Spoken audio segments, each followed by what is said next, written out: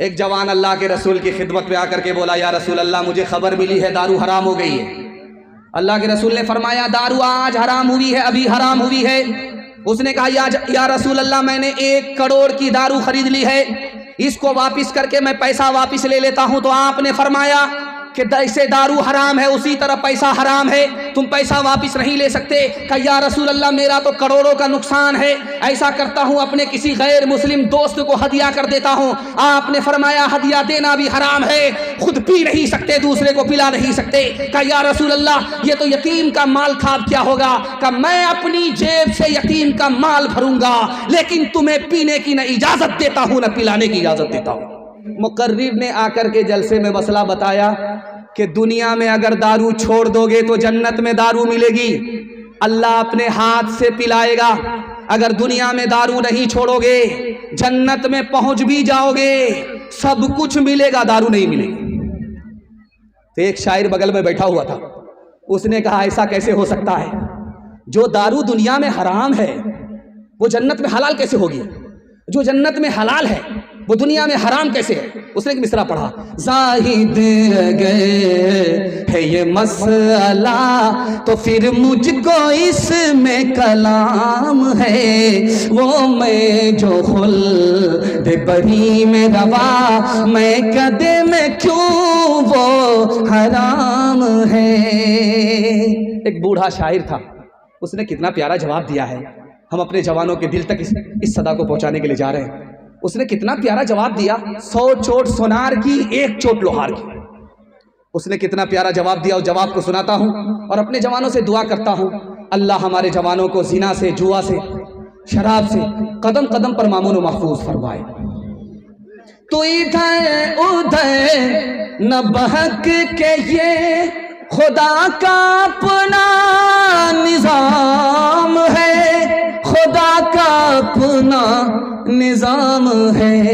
जो वो हुक्म दे तो हलाल है, जो वो हुक्म दे तो हराम है। जो वो हुक्म दे तो हलाल है।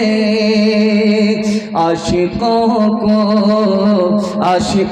को शबाब ने मारा, फासिकों को शबाब ने मारा, फासिकों को शराब ने मारा। आलिमों को किताब ने मारा, मुंशियों को हिसाब ने मारा। हम जो अब तक बचे रहे उनसे, हम जो अब तक बचे रहे उनसे, हमको रोटी कबाब ने मारा, हमको रोटी। मर्दों के हवाले से आखिरी पैगाम है, इतनी जल्दी, इतनी रफ्तार के साथ मैं अपनी मंजिल तक पहुंच जाता, मुझे उम्मीद नहीं थी। आपने मोहब्बत में मुताले को इतना बेहतर तरीके से उठाया है। मैं दुआ करता हूँ अल्लाह घर घर के झगड़े को ख़त्म फरमाए, घर घर का इत्तिहाद और इत्तिफाक हम सबको नसीब फरमाए। यहाँ से लेकर के वहाँ तक सुनने के लिए तैयार? जोश के साथ हाथ उठाइए इंशाअल्लाह। इतना गौर से आप आंख फाड़ फाड़ करके हमको देख रहे हैं कि मुझको डर लगता है कहीं आपकी नज़र न लग जाए, लेकिन मैं भी चालाक आदमी हूँ, दम करके बैठा हूँ। लगाइए, कितनी नज़र लगाते हैं। पहले वजू खाना होता था, आप देखते हैं कि हौज बना रहता था, हौज में लोग वजू करते थे, पानी जमा होता था, नाद की तरह पानी जमा होता था, उसमें लोग वजू करते थे। तो कभी ऐसा होता था मक्खी गिर जाती थी, वो डूबती थी, तो किसी नमाजी को तरस आए मक्खी को निकाल दे। छपकली गिर जाती थी, छपकली को निकाल दे। एक मर्तबा ऐसा हुआ कि बिच्छू गिर गया। अब नमाजी को जब रहम आया तो उसने उंगली बढ़ाया कि बिच्छू को सहारा देते हैं, वो पानी से निकल जाएगा। जैसे ही उंगली बढ़ाया, बिच्छू ने डंक मारा, इसने हाथ खींचा, फिर उसने बढ़ाया, फिर उसने डंक मारा, फिर इसने बढ़ाया, फिर उसने डंक मारा, वो बढ़ाता रहा, वो डंक मारता रहा। बगल का एक नमाजी बोला कि मर जाने दो उस जालिम को, जिसको तुम बचा रहे हो वो तुमको डंक मार रहा है, मर जाने दो। उस आरिफ ने कितनी प्यारी बात कही, आपके दिल तक पहुंचा रहा हूं। आप कहते हैं लोग मेरे साथ बुरा करते हैं, मैं उसके साथ भला क्यों करूं। इस जुमले को आप नोट करके ले जाइए, आपके घर में इत्तिहाद होगा, झगड़ा नहीं होगा। उसने कहा यार मैं बार बार हाथ बढ़ा रहा हूं, वो डंक मारता है, मैं फिर भी हाथ बढ़ा रहा हूं, वो डंक मार रहा, मैं बचा करके रहूंगा, वो चाहे डंक मारता रहे। उसने कहा कि वो बिच्छू बुरा है, वो बुरा होकर के बुराई छोड़ नहीं रहा है, मैं भला होकर के भलाई कैसे छोड़ सकता हूं। अल्लाह के रसूल ने 9 साल में 10 लाख जमीन को फतह किया, 10 लाख मुरब्बा मील जमीन को फतह किया, बगैर तलवार के, बगैर तीर के। कैसे किया? सिर्फ 3 काम किया, सिर्फ 3 काम हमारे नबी ने किया। 9 लाख मुरब्बा मील जमीन को, 10 लाख मुरब्बा मील जमीन को फतह कर लिया। पहला काम किया, मोहब्बत किया, नफरत नहीं किया। सुभान अल्लाह। हम भी मोहब्बत करेंगे, नफरत नहीं करेंगे, हाथ उठाइए इंशाअल्लाह। दूसरा काम हमारे नबी ने किया, तलवार नहीं चलाई, तीर नहीं चलाई, मैदान फतह हो गया। मदद दिया, मदद से हाथ नहीं खींचा, दुश्मन की भी मदद फरमाई, दोस्त की भी मदद फरमाई। दोस्त की मदद तो सब करते हैं, दुश्मन की मदद कोई नहीं करता। हमारे नबी ने दुश्मन की भी मदद की, उसकी जमीन भी फतह कर लिया, उसका दिल भी फतह कर लिया। और तीसरा काम हमें करना है, करेंगे। हमारे नबी ने माफ किया, बदला नहीं लिया। हाथ उठाइए, वादा कीजिए हम माफ नहीं करेंगे, बदला लेंगे। हाथ उठा दीजिए इंशाअल्लाह। खैर मैं हाथ मिलाने के लिए जा रहा हूं और जनाजा ही पढ़ा दूंगा, इसके बगैर कोई चारा नहीं। मुसलमानों मुसलमानों संभल जाओ, मुसीबत आने वाली है। मुसलमानों मुसलमानों संभल जाओ, मुसीबत आने वाली है। तेरी बर्बादियों के मशवरे हैं आसमानों में। मुसलमानों संभल जाओ, मुसीबत आने वाली है। न समझोगे तो मिट जाओगे हिंदुस्तां वालों, न समझोगे तो मिट जाओगे हिंदुस्तां वालों।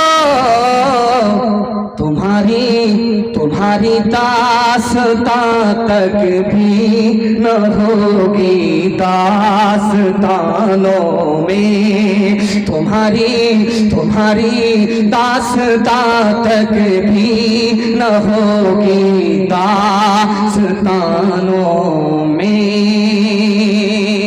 मर्दों के हवाले से पैगाम खत्म हो गया, 5 मिनट का पैगाम रह गया औरतों के हवाले से। यहां से लेकर के वहां तक आप लोग सुनने के लिए तैयार हैं? जोश के साथ हाथ उठाइए इंशाअल्लाह। 3 बच्चियां यहां बैठी हुई थी बुरके के साथ। मैं हैरत में था जैसे ही आया कि बात क्या हो रही है भाई, 3 बच्चियां बुरके के साथ यहां क्यों बैठी हुई है। तो मैं समझा कि हो सकता है कि एक बच्ची नात पढ़ेगी, एक बच्ची तकरीर करेगी, एक बच्ची 3 बच्ची तीनों मिलकर के मुकालमा करेगी, कोई अंजुमन का प्रोग्राम होगा वो पेश करेगी। लेकिन मैं जैसे ही बैठा, कारी साहब ने कहा कि इन बच्चियों ने हिफ्ज़ कुरान किया। मेरा खुतबा बदल गया। मैं आया था सीरत पर सुनाने के लिए, मुझको कुरान के हवाले से खुतबा पढ़ना पड़ा। मैं दिल से दुआ देता हूँ अब हमारी माँ और बहनों को अल्लाह फातिमा और आयशा का नमूना बनाए। बेटे से ज्यादा आप बेटी को पढ़ाइए। क्यों? बेटी 4 मंजिल में पहुंचती है। पहली मंजिल में वो बेटी है, दूसरी मंजिल में वो बीवी है, तीसरी मंजिल में वो माँ है, चौथी मंजिल में वो सास है। बेटे से ज्यादा जब आप बेटी को पढ़ाएंगे तो 1 नंबर बेटी आगे चलकर 1 नंबर बीवी बनेगी, 1 नंबर बीवी आगे चलकर 1 नंबर माँ बनेगी, 1 नंबर माँ आगे चलकर 1 नंबर सास बनेगी। मर्द पढ़ता है तन्हा, मर्द पढ़ता है, औरत पढ़ती है, सारा खानदान पढ़ता है। सुभान अल्लाह। अररिया में एक लड़की थी, आदमी को देख करके बता देती थी कि इसको कौन सी बीमारी है। तो पूर्णिया का आदमी बोला कि ये झूठ बोल रहा है अररिया का आदमी कि शक्ल देख करके बीमारी बता देगा, ऐसा हो नहीं सकता। उसने कहा चैलेंज है, आजमा लो। पूर्णिया का आदमी मक्कारी करने के लिए अररिया पहुंचा के ठीक है उस लड़की को देखना चाहते हैं जो शक्ल देख करके बीमारी बता देती है। उसने क्या किया, 3 साथी से वो लोग पूर्णिया से चले, हाथ में लाठी थी। उसने अपने एक साथी को पैर में जोर से मारा और मार करके जख्मी कर दिया और प्लान किया कि यही सवाल उस लड़की से पूछेंगे जिसके बारे में दावा है कि शक्ल देख करके जख्म बता देती है, बीमारी बता देती है, इलाज बता देती है। आज आजमाते हैं। जैसे ही वो लोग पहुंचे तो उस लड़की ने जख्म देख करके कहा कि इसको जख्म लगा नहीं है, लगाया गया है। अगर जख्म लगता तो सीधा उत्तर दक्षिण होता, जख्म लगाया गया इसलिए पूरा पश्चिम है, ऊपर नीचे। पहली चोरी तो उसने पकड़ लिया। उसके बाद कहा कि जिस लकड़ी से जख्म लगाया गया है उसमें सांप का जहर था, सूरज निकलने के बाद ये आदमी मर जाएगा। जैसे ही सूरज निकला वो आदमी दम तोड़ करके बैठ गया। बेटी की महारत को चैलेंज करने वाले मौत के हवाले। 4 औरतें बैठी हुई थी। एक शौहर की पता करना था कौन इसमें पढ़ी लिखी है कौन जाहिल है। तो आकर के बोला अपनी बीवी से कि तुम पढ़ी लिखी हो तो ये बताओ कि सुबह हो रही है। कहा कि हाँ हो रही है। कहा कैसे हो रही है? कहा मुंह में पान था, मजा बदल गया। कहा सुभान। दूसरी औरत से पूछा कि तुम्हें बताना है कि सुबह हो रही? कहा हाँ हो रही। कहा कैसे पता चला? कहा नाक में जो नथ थी ठंडी पड़ गई। सुभान, बड़ा खुश हुआ। तीसरी औरत के पास आकर के बोला कि तुम पढ़ी लिखी हो तो ये बताओ कि सुबह हो रही? कहा हाँ हो रही। कहा कैसे हो रही है? कहा लालटेन की रोशनी धीमी पड़ गई। माशाअल्लाह। अब चौथी औरत के पास आकर के वो सवाल करता है कि सुबह हो रही है। ये जाहिल ही नहीं थी, जाहिल की अम्मा थी। उससे पूछा कि सुबह हो रही? कहा हाँ हो रही। कहा कैसे पता चला? कहा जैसे रोज पता चलता है। कहा रोज कैसे पता चलता? कहा पेशाब आ रहा है, पखाना आ रहा है, जैसे रोज पता चलता है वैसे आज पता चल रहा है।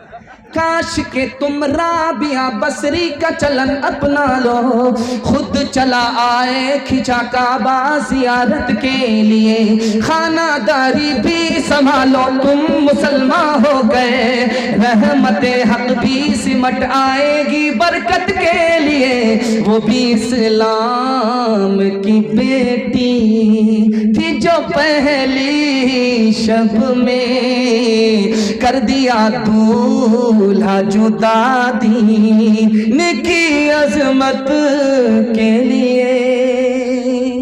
पर्दे के हवाले से पैगाम और दुआ कीजिए, कबूलियत की घड़ी है। औरतों के ईमान और आबरू के लिए आप दुआ कीजिए। हम आमीन करते हैं, हम दुआ करते हैं, आप आमीन कहिए कि अल्लाह हमारी माँ बहनों की आबरू और ईमान की कदम कदम पर हिफाजत फरमाए। हाथ उठाइए, वादा कीजिए बहन से ज्यादा साली पर मेहरबान होंगे इंशाअल्लाह। खैर माशाअल्लाह, मैंने देख लिया चाचा आपकी साली मर गई है फिर भी आप हाथ उठाए। अल्लाह से दुआ करता हूँ हमारी माँ और बहनों की अल्लाह कदम कदम पर ईमान और आबरू की हिफाजत फरमाए। सिनेमा घर में जब सिनेमा घर खुला था अररिया में तो मर्द और औरत दोनों टिकट लेकर के फिल्म देखते थे। तो इधर औरत होती थी, उधर मर्द होते थे। तो एक औरत ने 4 टिकट लिया और जब वो बैठ गई सिनेमा हॉल में तो बगल की 3 सीट खाली है। तो एक जवान आकर के बोला मैडम ये सीट खाली है, मुझे इजाज़त है मैं बैठ जाऊं? तो जवान को कहा कि तुम बैठ जाओ, कोई दिक्कत नहीं। फातिमा नहीं थी, फिल्मी हीरोइन थी। सिनेमा देखने वाली सिनेमा घर में क्या होगी, फातिमा थोड़ो होगी, आयशा थोड़ो होगी, वो तो फिल्मी हीरोइन थी। बैठी और उसको ये भी तमीज़ नहीं कि ये बैठने वाला मेरा शौहर है कि भाई है, अजनबी को बिठा ली। अब वो हैरत से पूछा कि मैडम आप सिंगल फिल्म देख रही है, ये 3-3 सीट आपकी है? कहा कि हाँ। ये 3-3 टिकट आपने खरीदा? कहा हाँ। कहा किसका टिकट है? कहा मेरे यार का है। कहा वो गए कहाँ? कहा मेरे शौहर के जनाजे में गए। ये दौर आ चुका है, आने वाला नहीं है, आ चुका है। कयामत आने वाली नहीं है, आ चुकी है। अल्लाह के रसूल सल्लल्लाहु अलैहि वसल्लम ने तालीम की जब वजू के लोटे में पानी हो और जब मर्द उससे वजू करे तो औरत उससे वजू कर सकती है, मगर अगर किसी लोटे में पानी था, औरत ने वजू कर लिया, जो पानी बचा हुआ उससे मर्द वजू ना करे। हैरत की बात है, जो लोटे में पानी बच गया मर्द का, उससे औरत वजू कर सकती है, लेकिन किसी औरत का बचा हुआ पानी लोटे में है, उससे कोई अजनबी मर्द वजू नहीं कर सकता। भाई तो कर सकता है, बाप तो कर सकता है, बेटा तो कर सकता है, शौहर तो कर सकता है, लेकिन गैर मर्द जिससे निकाह हलाल है वो नहीं कर सकता। क्यों? अल्लाह के रसूल ने फरमाया लोटे में बचा हुआ औरत के हिस्से का पानी है, अगर उससे मर्द वजू करेगा तो वह ख्याल में उस औरत तक पहुंच जाएगा, ख्याल में वो उस औरत से जिना करेगा, न रहे बांस न बजेगी बांसुरी, वजू के बचे हुए पानी से वो वजू नहीं कर सकता। अब बताइए, अभी हमारे कारी साहब, जख्मी साहब, अब्दुल बारी जख्मी साहब सलाम पढ़ रहे थे, तो उसमें अबू बकर को भी उन्होंने सलाम पढ़ा। अबू बकर अपनी बेटी से मिलने के लिए आए, बेटी यहां बैठी है, अबू बकर यहां बैठे हैं, सिर्फ बाप बेटी दोनों एक जगह है, बाकी कोई नहीं है। बाप भी अबू बकर रज़ी अल्लाहु अन्हु, बेटी का नाम आयशा रज़ी अल्लाहु अन्हा, नबी की बीवी और अबू बकर की बेटी, बाप बेटी दोनों एक जगह जमा। अल्लाह के रसूल ने कहा अबू बकर तुम जवान हो, तुम्हारी बेटी जवान है, बेटी के साथ तन्हाई में मत बैठो, तीसरा शैतान होता है। अबू बकर तुम्हें पता नहीं कि शैतान तुमको कहां से कहां पहुंचा दे।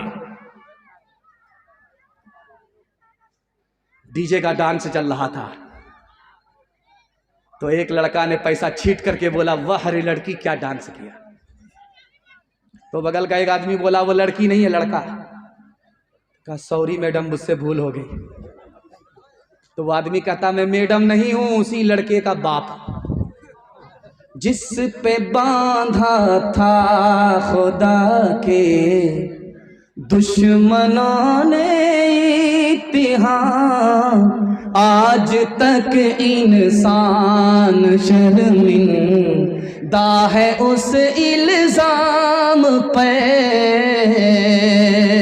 हो मेरे माँ बाप कुर्बान उस मुकद्दस नाम पे, हो मेरे माँ बाप कुर्बान उस मुकद्दस नाम पे, हो मेरे माँ बाप कुर्बान उस मुकद्दस नाम पे। आयशा के सैकड़ों एहसान है इस्लाम पे, आयशा के सैकड़ों एहसान है इस्लाम पे। हमारे दोस्त अजीम मुरब्बी, अजीम मुस्लिह, ये अलग बात है कि इनको आजकल लोग गाय की तरह दूर हैं। मैंने कहा कि आपका हाल जर्सी गाय का हाल होने वाला है। जक्शन दे करके 60 किलो दूध निकालेंगे, उसके बाद कसाई के हवाले आपको कर देंगे। आप लोगों की दुआ इनको मिलती है और अल्लाह ताला ने इनकी ज़िंदगी में चार चांद लगा दिया है। ये बयान से पहले आराम के चक्कर में रहते हैं, लेकिन जब माइक पकड़ते हैं तो पसीना छूटता रहता, बयान करते रहते हैं। इनके वास्ते मैं दुआ करता हूँ अल्लाह इनकी उम्र में, इल्म में, अखलाक में और अमल में अल्लाह खूब खूब बरकत अता फरमाए। 3 वादे पर आप खड़े हो जाइए, ज़िंदगी भर के लिए जलसा कामयाब हो जाएगा। हाथ उठाइए, वादा कीजिए, अल्लाह के रसूल की इताअत करेंगे इंशाअल्लाह।